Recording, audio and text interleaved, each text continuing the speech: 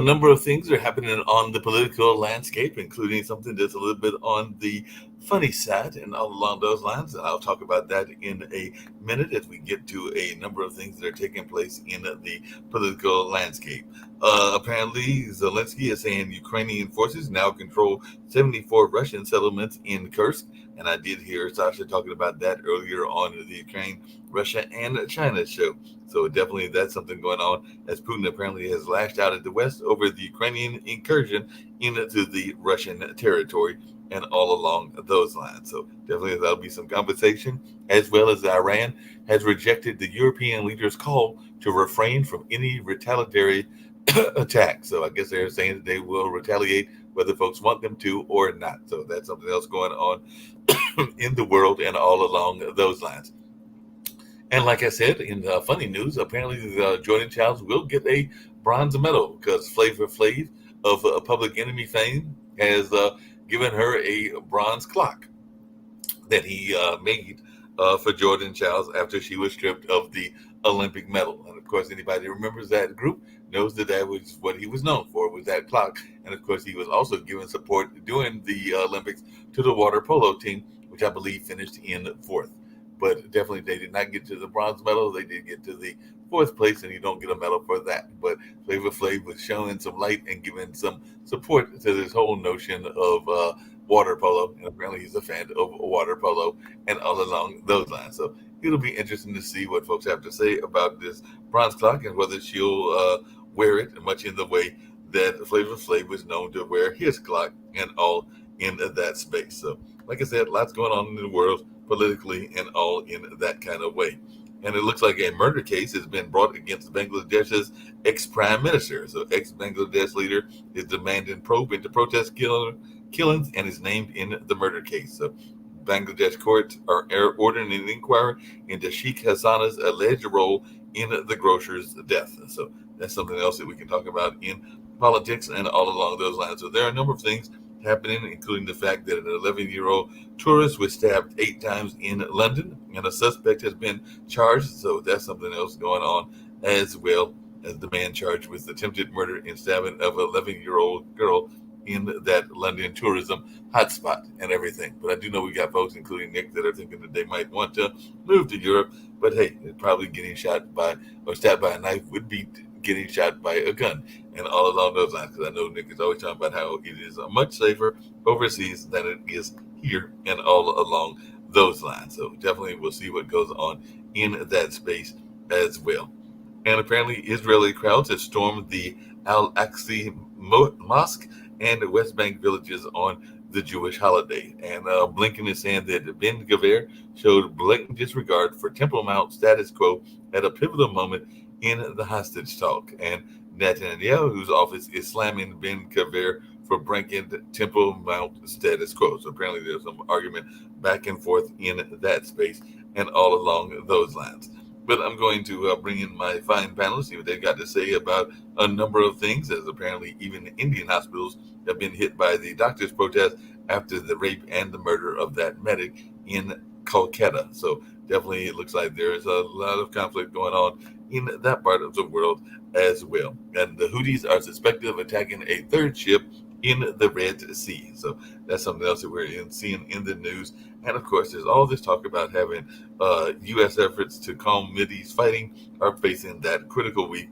And who knows if that'll happen or not happen, because they're even saying that violent altercations between IDF forces and Palestinians broke out in Ramallah. So definitely that's something else we're seeing, as the IDF says arms found in the car of the slain Quilla terrorists and all in that space. And they're saying that the commander is recounting their response to the attack. So there's a number of things going on in the world and all along those lines. And apparently we've got another swap going on, this time involving a Russian artist who was released in a swap, and he's building a new life in Germany. And apparently they are now free to marry their partner. So that's something else that we're seeing, is that the Russian artist released in that swap is now going into a new life and all along those lines. So I'll bring in Nick, see what he's got to say about this artist that apparently is now glad to be living in Germany and will now be having this life with their partner and all along those lines. So it looks like he is going to have a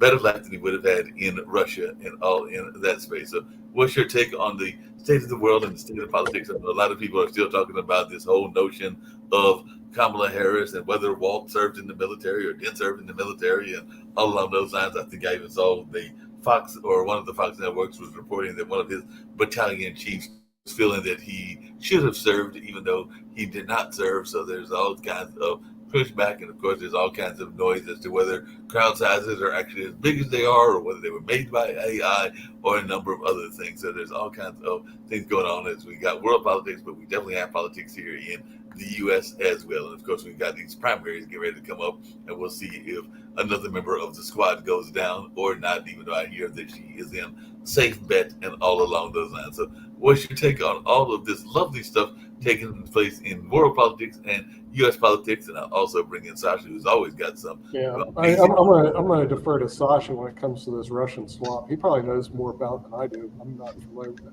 Are you familiar with this Russian swap that took place, Sasha? Yeah. What happened?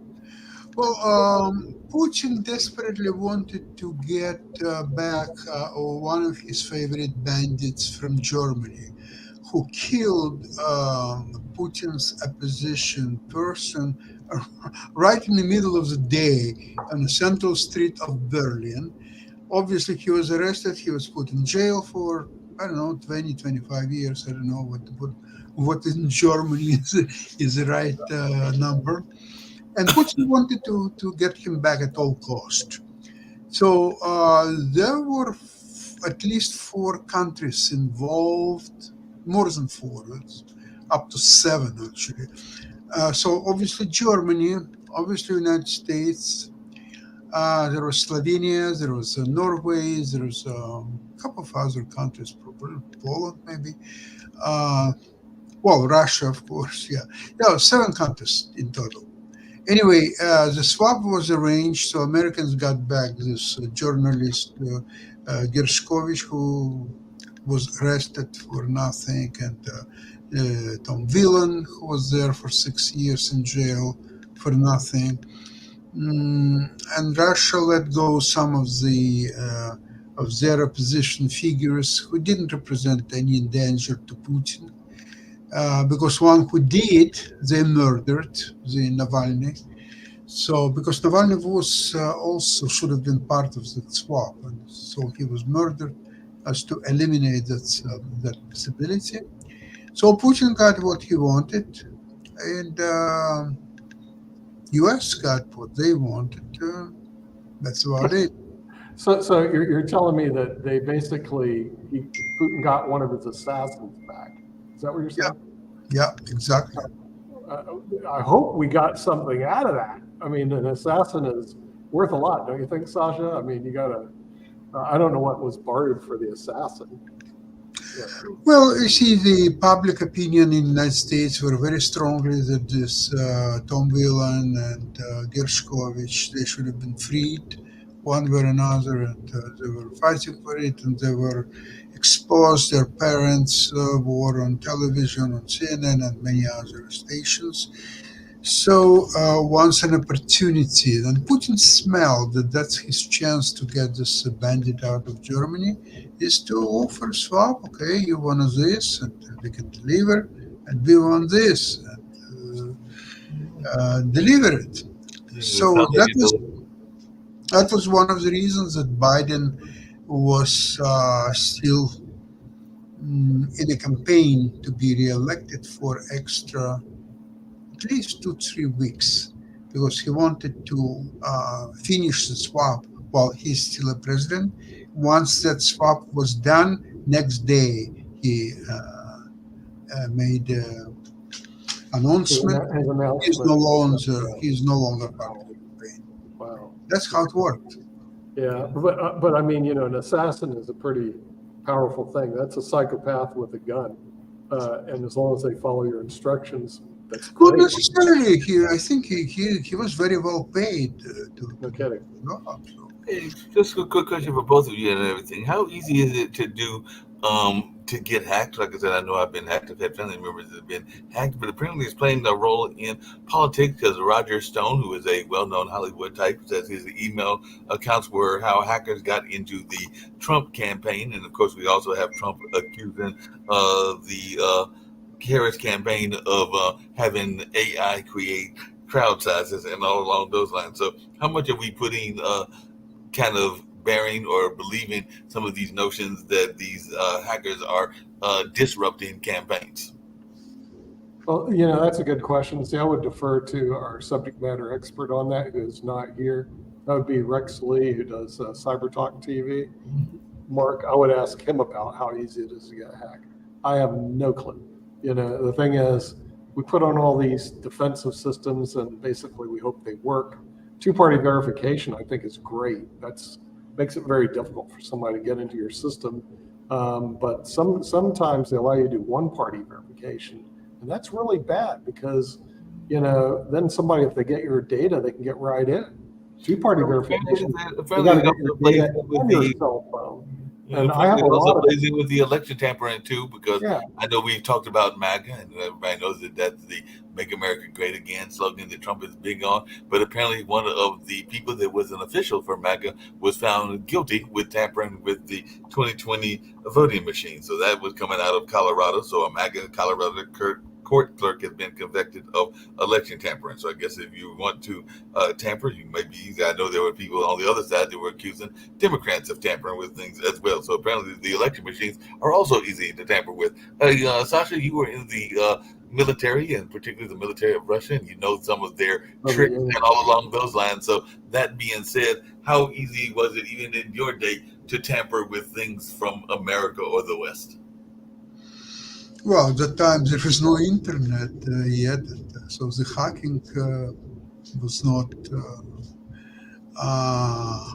widely accepted. There was no hacking, in my opinion, at that days. I'm talking about 70s, 50 years ago. So obviously there was no hacking at the time. And I think at that time, both the NATO and Warsaw blocs, they more or less knew about each other as much as possible. So they didn't even need hacking at all. And they were, sometimes they would be caught spying on both sides. So at that time it was all kept rather in secret, and then they would exchange. But it wasn't mass exchange like 16 people on one side this time. It was like 1-2 people exchange for the same 1-2 people of about equal importance. And it was all kept in secret.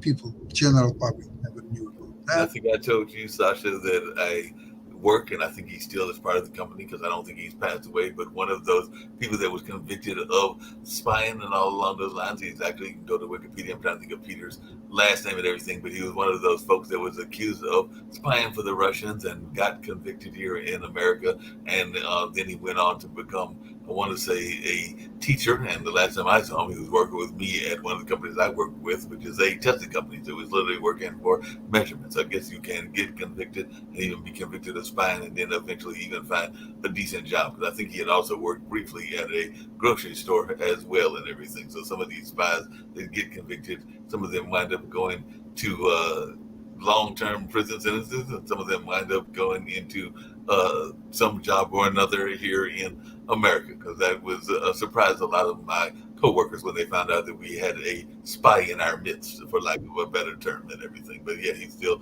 as far as I know, around, because I haven't seen any Wikipedia about his having passed, but he was part of that whole kind of scandal that took place, I want to say, in the 70s and the 80s and all. Okay, here comes a real spy. Yeah, so the real problem isn't spying, the real problem is hacking, the real problem is misinformation.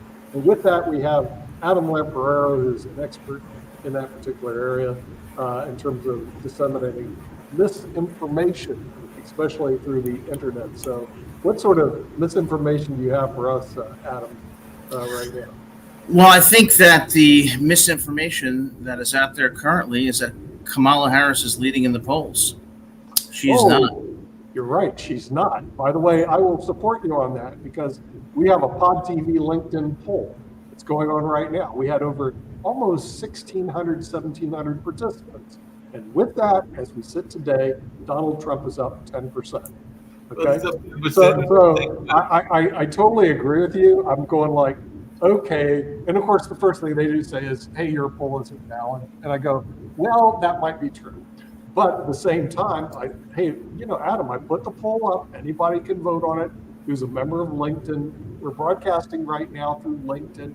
So I know it goes through my people. I have 13,000 people. Mark has 20,000. And there's another 20,000 through one of our other people. So it goes to thousands. And when we had 1,700 people respond, and of that, Trump is leading by 10 points. Trump's leading, but you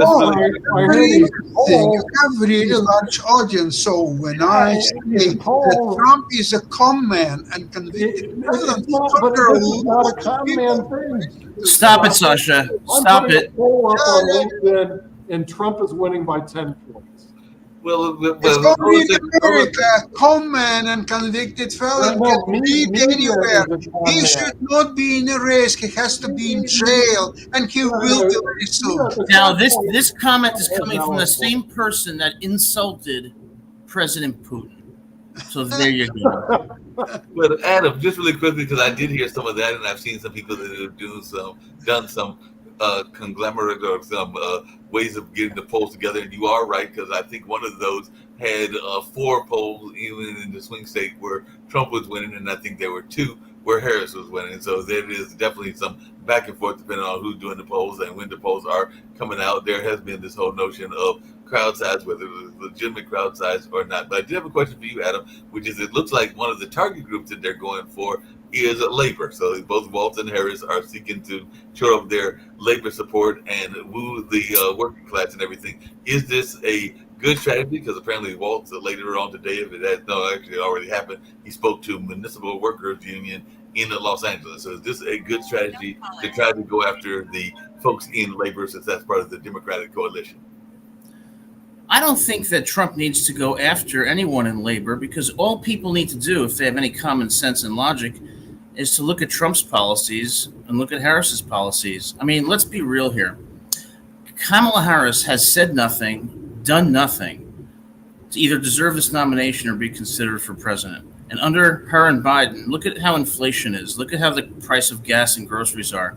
Sorry, what is inflation now, Adam? Look at the border. Inflation now. What are you talking? You're talking about nonsense. There is no inflation now anymore. The stock market is booming. The economy is doing great. And all this old idiots saying, there is inflation. There is something else. Come on. I'll tell you, you Ukrainians really cannot control yourself. So let me continue. Okay, if I can continue. Right. If you look at the policies under Trump and look at the inflation under Trump versus Biden, look at the border under Trump versus Biden, look at the economy under Trump. This is all Fox News propaganda. Everything what you're saying is a Fox News. Well, Go and listen to them even more. This is all propaganda, nothing else. Adam, say. My point simply, and I'll let you talk after this, Sasha, is that if you look at the policies and not the propaganda, Trump should win the election. And it shouldn't even be close. Sasha, any take on that?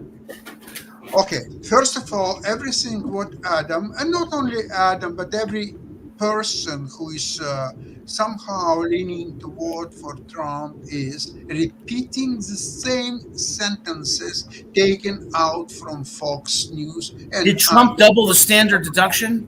Did he lower the corporate tax rate? Trump is a spent force. He is an old and sick man. He has to go to the hospital to take medicine, check his brains, and just relax and wait until the day he'll die. And the only thing what could help the Republicans, and you know what, if I were American, I would even vote for Republicans. If Trump will hopefully die from natural causes, if Trump will hopefully be somehow taken to psychiatric clinic. So the Republicans would be forced to appoint a new person to fight for the president to become nominee. In that case, they would have a fighting chance. And I would, if I were American, I would vote for them. Hey, just really quickly, I say Rick has joined us as well and everything. Hey, Rick, I was just wondering, one of the issues that is on the table, and it could be an issue that a lot of women might be interested in, and it's going to be voted on in November, because apparently Arizona is going to vote on abortion in November, and I think it's going to be also on the ballot in Missouri. So is this going to be a winning issue for either party? It'll be a helpful issue. I think like 52% of voters are women. And the betting markets have turned around, where they were giving 3 weeks ago, they were giving Harris a 25% chance of winning. Now they're giving her it's 56 to 44 in favor of Harris. Yep, that's interesting and everything. We didn't see, well, there were some protests in Milwaukee. That will change. Yeah, I mean, she can't keep batting 1,000%. It's 12 weeks to go. She'll have a misstep here or there, but they've still got the DNC, which is worth another little bump. And we'll see if she's been criticized for not answering questions from the press. So today or yesterday, she got off her plane and she walked over to reporters and said, "What do you got?" And they asked her 5 questions, which she readily answered. And then she'll have to answer questions on September 10th when she debates Trump. And, it's tough to give answers to questions where they can't pull bits out of them to make, her look, they call her radical. I don't think she's radical. I think she's middle of the road. But they'll be able to grab parts of that to use in ads that say she's, each side does that. Hey, Rick, just really quickly along those same lines, because I do remember that in Milwaukee, where I had the pleasure of going to school and everything, that there were protests during the Republican convention, I think maybe on the first day or two, and there were definitely a few here and there, but apparently the federal judge, and for those of you like Adam and Nick that are lawyers, I'd love to hear what y'all think about this, because they're not going to force the city hall to change the DNC protest pass. And Chicago historically has had some issues with conventions. Right. Today's protesters are little babies. The protesters of my youth, 1968, those people waded in, the cops waded in, everybody got bonked in the head. There was chaos. I didn't hear about any chaos or very little chaos outside the RNC. I'm guessing there will be little chaos outside the DNC. Well, the federal judge refuses to grant a change to the DNC protest route, saying this falls well short of a First Amendment violation. So I guess they were trying to say, because apparently there's going to be some anti-Israel DNC protest groups, and even they are saying that they have been handed a loss by federal judges. They'll be somewhere. They'll be, they'll get as close to the venue as they can, and they'll yell stuff. They shut down Palestinian protesters, shut down the 405 earlier today, the LA's main freeway, causing the average speed to drop from 0 miles an hour to 0 miles an hour. Yeah, speaking of that, I have a question for the panel. How many votes did Kamala Harris get in the preliminary election? In other words, when they did the runoffs? Well, Nick, it's funny you asked that, because I was just about to say that the Democrats claim that they believe in democracy and are trying to save democracy, yet their presidential candidate did not get a single vote. And if she is elected, it will be an absolute disaster for this country. She will spend through the roof.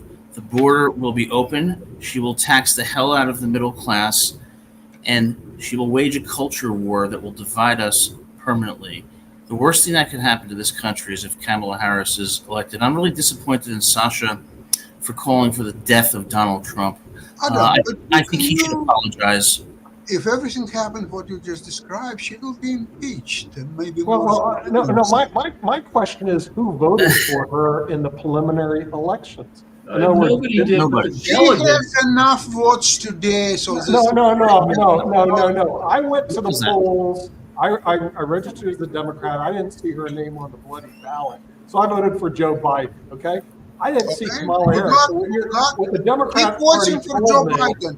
You're I doing did. the I right voted for Joe Biden. I thing. did not vote for Enjoy Kamala Harris. yourself. Vote for Joe I Biden. did. Good luck to I you. voted for Joe Biden, and I noticed as a registered it. Democrat, Just do Kamala Harris's name wasn't on it. Sue And now, Democratic and now Party. this is the Democratic Party in your country. Sue them, Nick. Oh, Sue you're- them. you're- They you're- deprive you're- you from your you're- right to vote for Biden. Sue This them, is not please. American No, democracy. that's Sue them. But And Mark, he stepped down and he This is decided so not to wrong. run. They did have a This is vote so of wrong. the electorate, and I think she won by like 95%. So the electorate. Okay. One thing I want to say to Nick, They did not and get a chance to vote. Nick, I will address this to you directly. Nick, I am shocked at how stupid the American public is, how easily they are brainwashed. Kamala Harris replaces Joe Biden, and suddenly there's thousands of people cheering for her without even knowing what she stands for. Because if they had a brain cell, they wouldn't. It's shocking to see how dumb our society has become. And It it's shocking. doesn't matter what she stands for. The main thing is to get rid of the con man, the convicted criminal. That's all people want to see. They don't want to see two old. Doesn't matter what she stands Okay. for. Well, I guess you're among the brainwashed. Absolutely not. You should apologize. She doesn't say anything at all. All she just say is there are two weird This country is so stupid, and to elect Harris would be the dumbest thing we could possibly do. There are two weird people, Trump and J.D. Vance. We have to get rid of two weirdness. It doesn't matter what Kamala stands for. Absolutely not interested. I'm shocked that somebody who's Ukrainian would be against Trump. Hold on a second, Adam, because you did Because say- Trump would crush Putin. Hold on. Trump for Hold on. several months, almost a year, he will say no penny to Ukrainians. J.D. Vance, no money to Ukrainians. These two assholes have to go. They have to go, and Trump has to go to jail right away, and the J.D. Vance will go eventually to jail too, but a little bit later.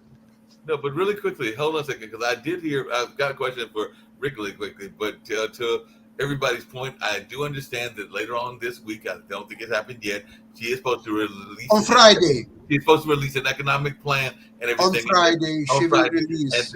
And that economic plan, we'll find out what that economic plan will be. I've said before that it might be full of sweeping generalizations, because if it gets too specific, then people might get into what Adam's saying, which is the weeds of the policies. But we'll see how bold she is and everything. But my question to you, Rick, really quickly is, and it's a political question, but it has to do with your state. Apparently, the California governor, Gavin Newsom, who was a presidential possibility and everything, is nudging the school districts to restrict student cell phone use. Is this something we need to be having, doing, and we need to be having kids not have access to their phones? Because apparently this is an important issue. All right, yes and no. I'm going to dance around the question because I don't have a good answer. Because the problem is, I say this all the time. This is my cliche. 120 years ago, if you weren't at school, you were looking at the ass end of a mule because you were plowing fields, boring as hell. School was the most interesting part of your day. Now a kid goes to school and it's the most boring part of the day because the most interesting part is whatever you're looking at on your screen. And I don't know how school competes with that. They need to figure it out. And okay, yeah, you can take people's cell phones away for 45 minutes at a time during class, or maybe for 6 hours during the entire school day, maybe give them access at lunch, but that doesn't solve the problem of educational methods kind of being stuck 80 years ago. You got to figure out how to technologize education. Yeah, I agree with you No, on that. when I was in school, the only thing what I was attending were music lessons and played soccer all day. Yeah, I mean, a huge part of going to school for me and for a lot of kids was it offered the opportunity to try to get a girlfriend.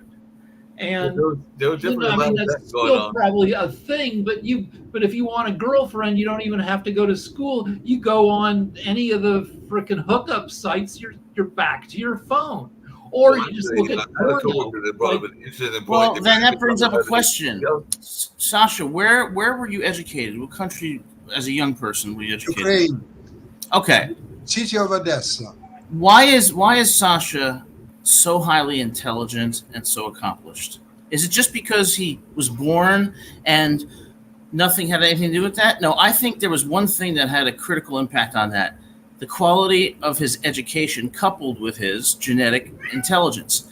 The quality of education in the United States is a disgrace. And if you look at what we are graduating from high school and indeed from college, we're graduating people who can't do anything. They have no skill. I think it's very uneven in the United States, from state to state, from city to city. It's very uneven. It's very difficult to pinpoint the education because it's so uneven. I mean, well, for one thing, Europeans get 10% more days in school than we do. They have an extra month. And Eastern Europeans are among the highest quality education in the world. Our educational system is a joke. The education system needs to have some serious reforms and everything. But I was actually talking to one of my coworkers who is actually in the education space, and he agreed with something that I'm going to throw out here, because I think it happens in politics, and I think it happens in a number of other places as well, because he's actually talking about theater politics. But he was saying how a lot of people get into the echo chamber and they stay in an echo chamber, and I think there are a lot of politicians that are staying in an echo chamber as well, because he used a parallel. He said that it would be kind of like being told to fight with a bayonet when there are cruise missiles out there, which is where some people are in that echo chamber and everything. But a quick question for you, Adam, and all along those lines is, there's been a lot of conversation. I know Rick is a big fan of AI, as is Jatovi when he's here and everything, but are you not believing the sizes of these rallies? Because when I look, they look very real and everything that Harris is having, or because you alluded to them earlier, or you just think that it's a bunch of people that are caught up in the hoopla and just want to be with somebody that they think is popular at the time? Or do you think, like Trump has claimed, that AI is faking these rally sizes? So how much do you take credit? How much do you give credit to these rallies actually taking place? Well, first, I think that there's increased voter enthusiasm for Kamala Harris, and that's responsible for higher crowd sizes at her rallies. That doesn't change the fact that the majority of the people at these rallies, I would submit, really aren't very bright. They really haven't analyzed anything about her policies or her background, but instead are blindly following her. And when a historian said, I believe it was 20 years ago, don't think that Nazi Germany cannot happen again. When you see the stupidity of the American people and how they are so completely brainwashed on both sides of the aisle, Republican and Democrat, it does not bode well for this country, because there is no intellectual discourse anymore. You have a media that's hopelessly biased on the right and on the left. You have people who are hopelessly divided with no analytical skills, and you have an educational system at the university level that is indoctrinating students and not providing for diversity of ideas.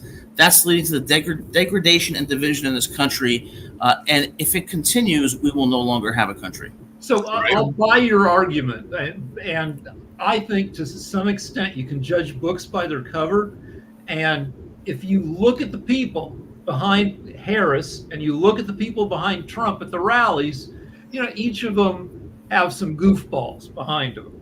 I would argue, because I'm a liberal, that I see more goofballs in Trump's audience than I do in Harris's audience. But I'll grant you, the people at rallies, aren't necessarily all, PhDs in political science. But Rick, if you told me, Adam, I'm going to vote for Kamala Harris, I bet you would have concrete reasons. Here I do, and I'm going to honor your argument there. That I'm going to argue that her policies aren't that important. More important is normal government. Now, Trump was an amateur at governing, and he had trouble holding on to cabinet positions. People left, and presidential historians rank him very, very low as a president. And so hold on. So more important than policy are normal, experienced politicians who can just keep the government shit together until technology can save our asses. Well, what I would say in response to that is that it's the policies that affect the American people. And then I would ask you, can you name one person that if that person ran against Trump, you would vote for Trump? Does it have to be a living person? No. I mean, you always have to go to Hitler, right? You know, he's the guy. If George W. Bush was running against Trump, who would you vote for? I'd vote for Bush. Of course. So name me one person, practically speaking, living, that if they ran against Trump, you'd vote for Trump. I don't know, like one of the actual Nazis, like Nick Fuentes, or the guy who used to run, like David Duke, seems pretty scary. Well, that's my point, though. It's like you're voting. There's basically no circumstance in which you would vote for Trump, even if Trump's policies would be manifestly better. And I'm not sure how that serves the American public. Wait, Adam, even if his policy would be better than those of Kamala, the problem is who is implementing these policies. If it's implemented by a con man, crook, and convicted criminal, so what's the heck about the policies? Who needs those policies? They will be screwed and they will be null and void in a very short period. Well, Sasha, the people who implement these policies are largely agencies, career government officials. But he wants to change whole system of government. Take a look at this bloody work that. I don't agree with the proposition that he wants to destroy democracy, change the whole system of government. I think Trump represents a lot of bad things, but also a lot of common sense things. And I think but when I compare, it's a Faustian bargain. When I compare him and Harris, there's no question that Trump's policies are better. And you guys have not argued that Harris's policies are better. You just haven't, because he's not running to make a life of Americans better. He is running not to be in jail. That's the only reason why he is fighting. That is factually incorrect. Only one reason. There's no other reason in the world. How do you know that? I would make another. How do you know that? You have to be born yesterday to find out about it. I wish I was born yesterday. Any person. All right, let me say a thing. I would argue that any policy. Hold on. I have a radical idea, because apparently he's doing some great work in the community that he was from and everything. He just got some accolades for the Olympics and everything. So if we can turn LeBron James into a Republican, since he did all this great work and everything, maybe that's somebody that Trump could run with or run and everything, and that would be a good Republican. Because like I said, I don't know. He's not a Republican. LeBron James is in no way a Republican. LeBron James doesn't know what he is. But yeah, I can see LeBron James is 39 going on 40. I can see, if he's willing to. The trouble with celebrities is they have good lives. They don't want to sacrifice their lives for the horrible bullshit of politics. He just sent a whole bunch of inner city kids to college. Except Donald Trump. And that's why I give him credit, because he could have stayed with his billions and had a great life. Instead, he walked into indictment after indictment and a press that has vilified him every day for years. And I give him credit he for ran because he was pissed that Seth Meyers and Obama made fun of him at the 2011 White House Correspondents' Dinner. Let me make this argument that any policy is better than no policy. The Republicans have some border ideas. The Democrats have some border ideas. None of them get implemented because the House is basically tied and is the least effective House in history.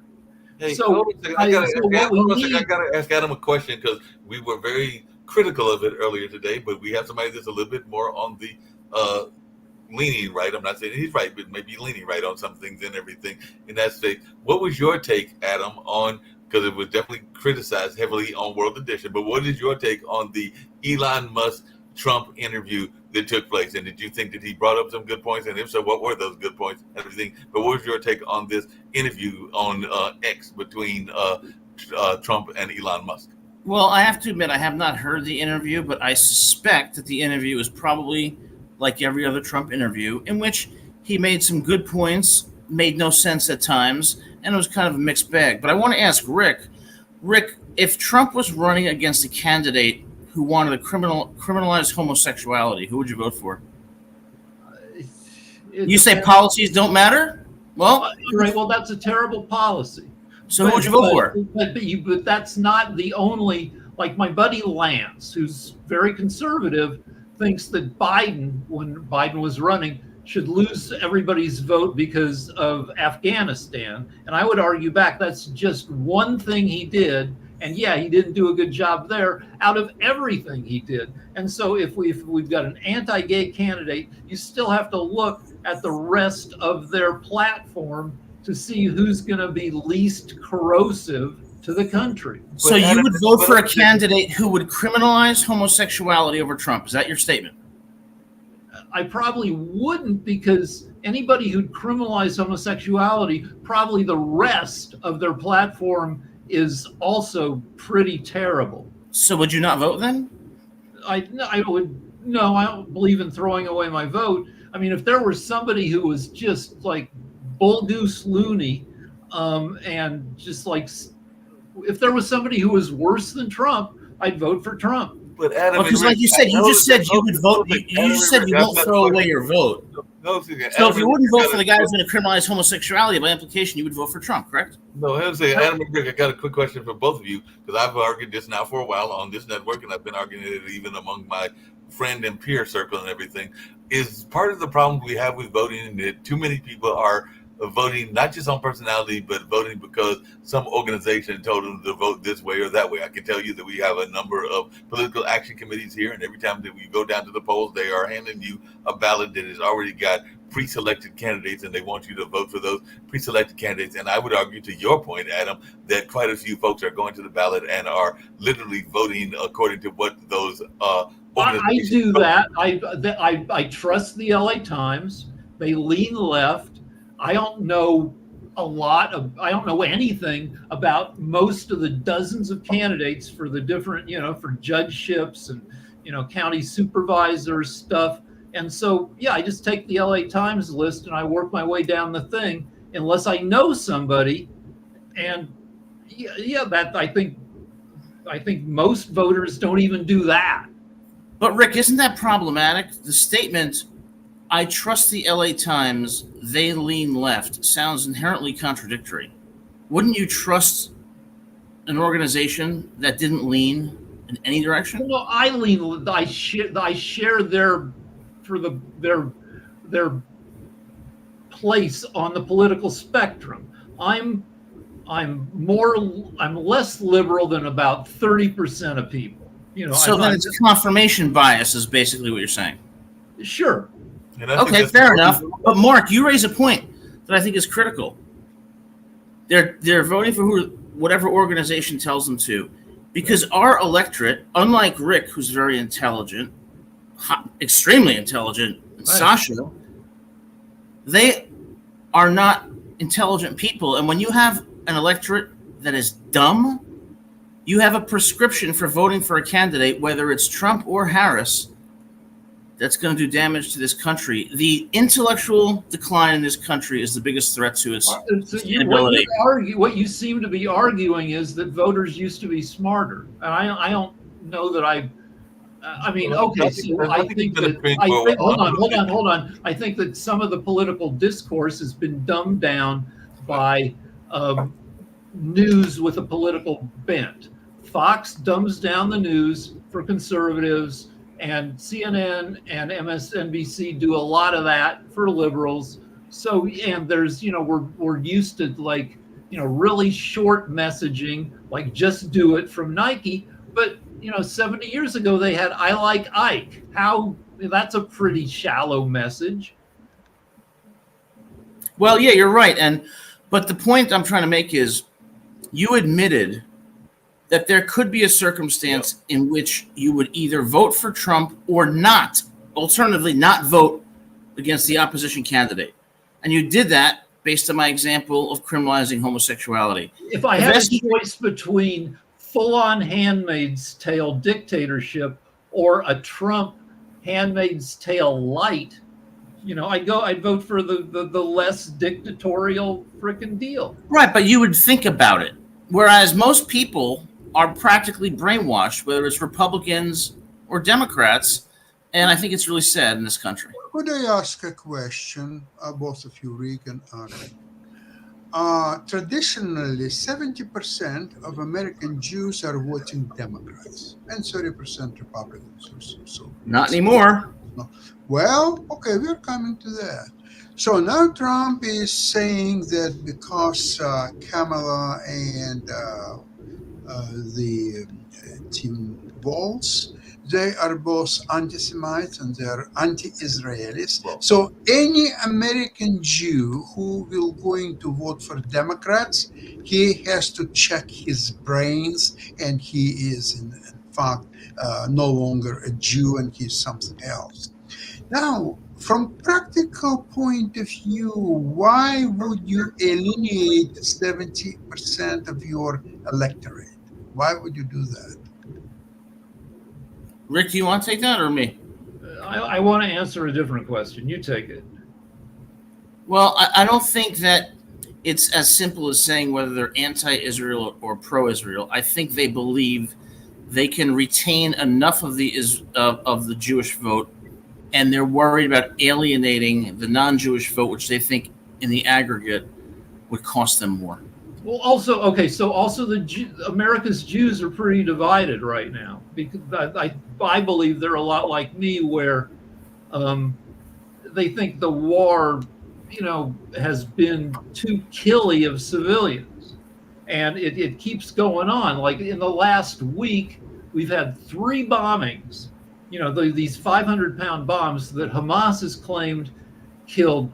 In one bombing, they killed 60 people, most of them civilians, then 80 people, then 100 people. I don't know what of that is true, because then I see stuff from the IDF, Israel, and they say, no, yeah, they were in a school. The school had been abandoned, and they were just, that, who frickin' knows? But the war's been going on more than 10 months. You got more than 40,000 Palestinian dead, which in a normal war really isn't that many, but in a population of just 2 million, it's 2% of the population, which is a ton. So Jews, like a lot of Jews are like, yeah, I support Israel, but I don't support what they're doing right now.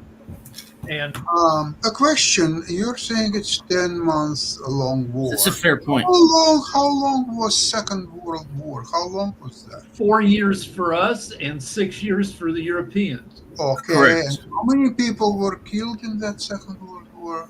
World War? 30 million in the European theater. I don't know how many in the Japanese theater. So total is well over 50 million people. When there is a war, the people are being killed. It's not Israel who started the war on October 7th. It was forced to defend itself. And when I you agree with that. yourself, you have to kill your enemies. This is how the war is being fought. You must kill your enemies. Period. Full stop. Okay? 10,000, 100,000, a million, it doesn't matter. You just keep killing until you win the war. That's all there is to it. Yeah, but it doesn't mean that there were points where you get into conversations around ceasefire, because both in Ukraine and in Israel there is talk. No, there will be no ceasefires. Ukraine will take over Russia. It will take over Kremlin. It will kill this idiot who is started that unjust war, which, by the way, on both sides already about 800,000 people were killed, including children and women, and there are a lot of rapes and a lot of mutilations. So this war will go to its just end. And by the way, Ukraine is no longer needs American help. Thank you. Well, I tend to agree with Sasha, but one thing that this discussion highlights is that if Rick tells me he's going to vote for Kamala Harris, and if Sasha says, if I were in the United States, I'd vote for Kamala Harris, I do not agree with that, but I respect it. I respect it because they're very intelligent people who have a basis for their decisions, okay? My problem with the American public is that the vast majority do not. Hey, And stupidity is the biggest threat to the United States. Adam, just Right, really so, quickly. but Hold on a you second. gotta Hold on a second. ask- Hold on just one second. I just see your hand. But really quickly, Adam, I do have a question because people have been asking me this on this network for a while. So I want to give a direct answer because you sometimes tease Sasha and are saying that you are a supporter of Putin. I've had some people on this network, including some of my own personal friends, that are like, he's really putting a act on. He really can't like Putin that much and everything. So I'm going to ask you. Well, maybe directly. they should think a little bit deeper because maybe they would know I'm not kidding. So you, I would you like to are add opinion of Putin, and if so, why? I think you are familiar with leader of Hungary, Viktor Orban. And Viktor Orban is now, he's number one man in European Union. Another fine gentleman, yes. He's fine, yes, except one thing, that he is a KGB agent and he was tied up with criminal societies in Hungary and in Russia and everywhere else. That's type of, and there's a lot of documents are available on that. Now, so another fine person, your favorite, Donald Trump. So he's taking Viktor Orban under his umbrella. He's taking him in the Mar-a-Lago just about a few weeks ago. From Mar-a-Lago, Viktor Orban flies to, where do you think? He flies to Moscow. And from Moscow, he flies to Beijing, to China. And from there, he is flying back to Mar-a-Lago, to Trump. So he is his great friend. He is now Trump is also KGB agent, not agent that he has to work 24 hours a day for KGB, but he is a KGB so-called asset for starting in about 1987. But the breach to him was even earlier. It's all in several different books. So if you like, I can recommend you some books to read. Well, you asked me. I mean, A little bit. So I'm asking you about who is Viktor Orban to Trump, who is Viktor Orban to Putin, and who is Trump to Putin. That's all what I'm asking. All right, so wait, I want to answer this question that you asked, that you've been asking, Adam, the whole hour, which is, why vote for somebody? And I think people vote for president because it's about feelings. You want somebody who makes you feel good that they're in the White House. You go all the way back to FDR. that's the problem with women voters. Yeah, but I feel the same way. And I think the nation feels this. Look at our presidents. FDR, he gave us a good feeling. He was president for more than 12 years. Eisenhower, this war hero, didn't particularly stand for anything, but we felt that he had steady, quiet leadership. Kennedy, nice hair, glamorous guy, touch football on the lawn. Johnson, Don't forget Jackie. Hold on a Johnson, second. But hold on, in that same landscape, one of the people that you said you didn't like, part of what he is being praised for, whether you like him or not, is the fact that he is both a teacher and a coach. Because we did talk about the valor element of Walt. He's totally a feelings guy. Well, first, let me clarify this. Let me clarify, just in case the audience goes crazy. When I said that's why women shouldn't vote, it was a joke. J-O-K, it was a joke. My point is this. Rick said people vote based on feeling. That's why they voted for Ronald Reagan. Ronald Reagan made them feel good. But was Ronald Reagan's policies on the war on drugs and regarding HIV good policies? No, they were horrible. And I know that for a fact because I have a family member who was gay. And I tell you something, Ronald Reagan's policies were terrible. And I think the American people need to look a little bit deeper because when you vote for somebody based on how they look or how you make them feel, you really don't see who they are. And as far as Vladimir Putin goes, do you want to know why I respect Vladimir Putin? Because he is extremely, extremely intelligent. Because Absolutely not. What, have you read his books? Have you heard his speeches? He is a complete idiot, and he is the most terrible thing what happened to Russia in its 1100 years. Well, Sasha, I'm willing to change my mind. I have an open mind, so I'm willing to change my mind. I know you will. I don't want to seem stubborn. I'm willing to change my mind. If you educate me and I'm wrong, I'll change my mind. Are you saying that Putin is worse for Russia than Stalin was? Absolutely. I don't think that's the case. Because Stalin did at least one thing. He won Second World War for Russia. I think Gorbachev was good for Russia. I thought Absolutely. Gorbachev, absolutely. But between Stalin and Putin is much worse. He's changed Russia completely. It's became now a country of criminals. Criminals rule the country. Putin rules criminals. At one point, they will screw. There's truth to that. Yeah.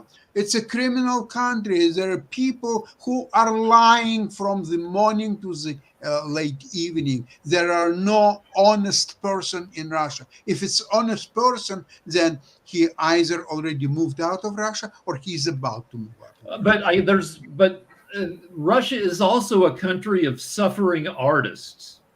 Some of our greatest writers come out of there. I was buying art from Russia until the war started. You've got artisans, you've got people living in kind of shitty conditions who still try to, make things. Okay, there are a lot of talented people in Russia. I must admit that. However, they are not citizens. They are not thinking people. They cannot provide even elementary freedoms to themselves and rise against this horrible man by the name Putin. So they live all their life and they'll die without ever even understand what is a freedom, what is a normal life, what means to be a citizen of a country. They don't have all that. So Russia is a gray, dirty, miserable country. It used to be that the average lifespan was in the early 60s, like 20 years ago, because everybody drank themselves to like half the population were alcoholic. I'll tell you, Russian vodka is unbelievable. But I will announce this. I spoke to my mother last week when I was in New Jersey, and I am thrilled to report that next year, she's 82 years old. For her 83rd birthday, we will be traveling to Moscow. And I hope to arrange a meeting with Mr. Putin. No. And hear the Russian national anthem. It's so beautiful. It really is. Americans should not go to Russia until Putin's not the head. I'm not going to speak out against the state. I'm not going to be disrespectful. It doesn't matter. Gershkovich also didn't speak against the state. And what's happened to him? Tom Whelan didn't speak against the state. What happened to him? Sasha, as long as you don't get out of line in Russia, you'll be fine. Brittany Griner didn't say anything against the state. She just had the wrong things in her bag and everything. There was that. And I have to get a new passport, too. They have a special passport for Russia. You realize this? I didn't, but that Russian American ballerina girl who got 16 years. She's gorgeous. But she wasn't criticizing Russia. All she did was make a charitable donation of $52 to Ukraine. And that's a mistake. That's a mistake. It's a mistake to go to Russia with a record of that on your phone. They took her phone and they looked through it to find something to bust her on. They can take my phone, and what they will see is on my phone, my alarm is the Russian national anthem. I go there with an open mind and an open heart. Adam, after they I wish you well. They will put in your phone whatever they want to arrest you for. So don't be so naive, Adam. They will find a way how to. Sasha, I'm more interested in the food in Russia. I want to try Russian cuisine. I would love to meet Mr. Putin, go to the Kremlin, and really experience everyday life like Russians do, because I want to be in a different culture that's so antithetical to my own, because I want to expand how I think and maybe here's what I recommend you do. You reach out and you make friends with all of Putin's American friends. You become friends with Steven Seagal, Tara Reid, Tucker Carlson. You make sure that they're all on your side and that they know what your politics is, so that they can't mess with you. Well, my politics is very simple. I'm not a Republican or a Democrat. I'm not conservative or liberal. I try to be fair, okay? I try to be honest. And sometimes that lands me in the liberal camp. Sometimes it doesn't. Yeah, But I don't have any ideological We get predisposition ready or to wrap commitment. up and everything. And let's go. Get ready to wrap up. We've got another show coming up. Rick, always great talking to you. Same to you, You Sasha. too. Great Thank you. talking, great commentating. But really Thank you. quickly, Adam, as we're heading out the Bye-bye. door, which way is the cat voting? Because we did hear the cat meowing earlier. So which way is the cat voting? Who's got the cat? I don't know who's Me? got a cat. Yeah, I heard an animal in the background. It was either somebody had an animal in the background. My cat is going for Trump because my cat wants to make America great again. Okay. Bravo. Bravo. All right. Bye bye. Oh, that note, we're getting ready to get out of Good here. seeing y'all. Bye. See ya. Bye.